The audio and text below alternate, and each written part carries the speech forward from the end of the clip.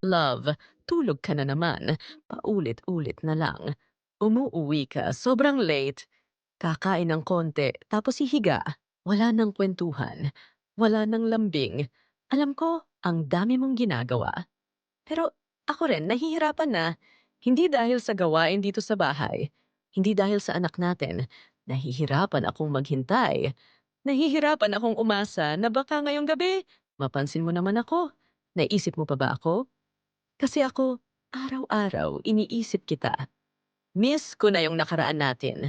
Yung tipong kahit simpleng tingin lang, nagkakagaanan ng loob. Miss ko na yung hawak mo kamay ko habang nanonood tayo ng TV.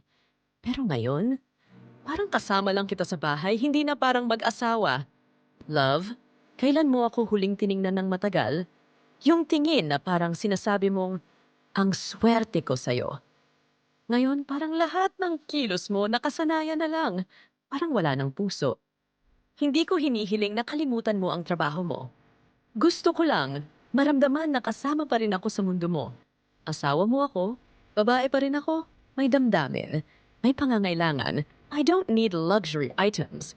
I don't need a holiday. Gusto ko lang ay ikaw. Gusto kong maramdaman na mahal mo pa rin ako. Kung sakaling marinig mo ito, sana maalala mo, ako pa rin ito. Nandito lang. Umaasang mapapansin mo ulit. Bago ka matulog bukas, sana ako muna. Kung nakarelate ka sa kwento ko, o kung minsan, ikaw rin yung nag-aabang ng kaunting lambing, follow Filipino Romance Chronicles. Dito, bawat kwento may lalim, may kirot, at may kilig.